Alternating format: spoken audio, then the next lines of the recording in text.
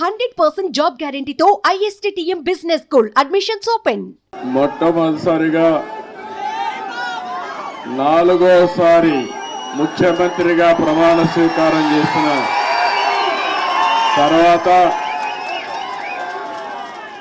హైదరాబాద్కు వచ్చాను. ఎన్టీఆర్ ట్రస్ట్ బిల్డింగ్కి వచ్చాను. నా ఆత్మీయులందరినీ ఒకసారి కలిసి అభినందనలు తెలియజేయాలి, కృతజ్ఞత తెలియజేయాలి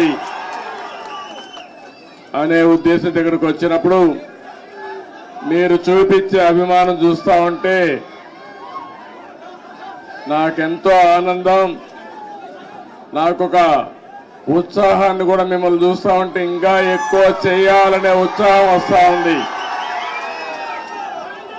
వేదిక పైన వేదిక ముందర ఉన్నటువంటి నాకు ప్రాణ సమానమైన తెలుగుదేశం పార్టీ కుటుంబ సభ్యులందరికీ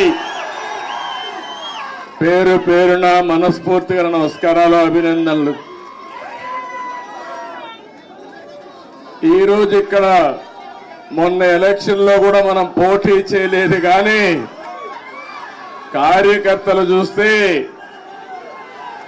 ఎక్కడి నుంచి వచ్చారో నాకు తెలియదు, కానీ ఇంత పెద్ద ఎత్తున రాగలిగారంటే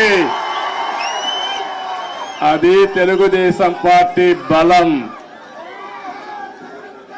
నేను వచ్చింది మీ అందరికి కూడా, మీరందరూ ప్రత్యక్షంగా పరోక్షంగా నా గెలుపు కోసం పనిచేశారు ఆంధ్రప్రదేశ్లో.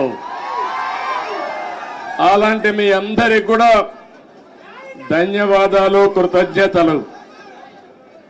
ఒక్క విషయం మనం గుర్తుపెట్టుకోవాలి, మహానాయకుడు యుగ పురుషుడు నందమూరి తారక రామారావు గారు తెలుగుదేశం పార్టీ పెట్టింది ఈ గడ్డపైనే.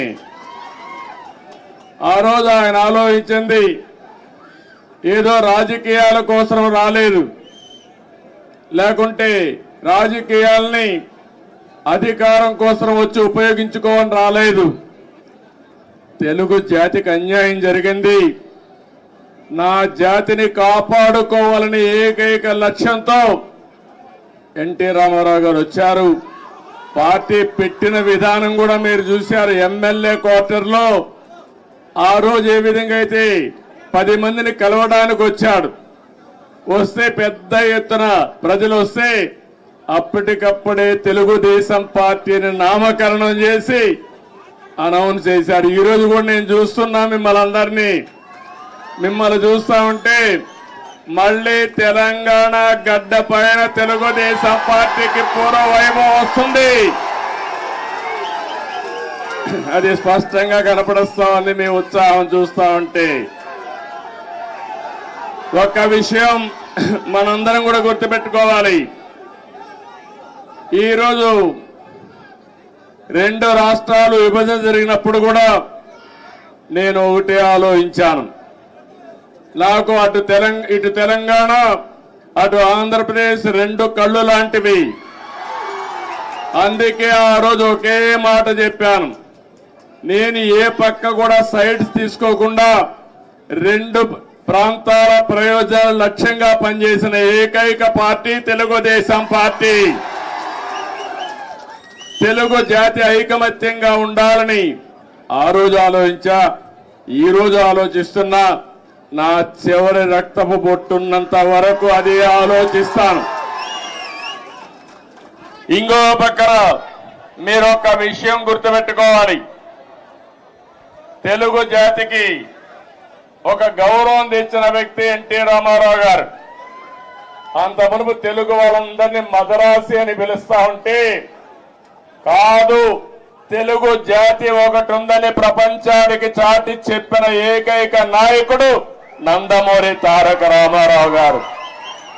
తెలుగు వారికి ఆత్మ గౌరవాన్ని తెచ్చిన నాయకుడు ఎన్టీ రామారావు. అనేక సమస్యలు తీసుకొచ్చాడు, 1-2 కాదు.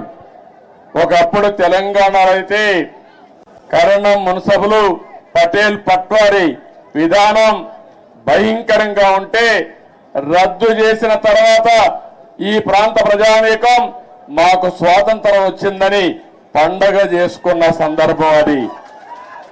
ఈరోజు తెలుగు రాష్ట్రాల్లో బ్రహ్మాండంగా వెనుకబడిన వర్గాల ముందుకు వచ్చారంటే అది ఎన్టీ రామారావు గారు చూపించిన చొరవ, ఆయన తీసుకున్న చర్యలేనని చెప్పి నేను మీకు తెలియజేస్తున్నా.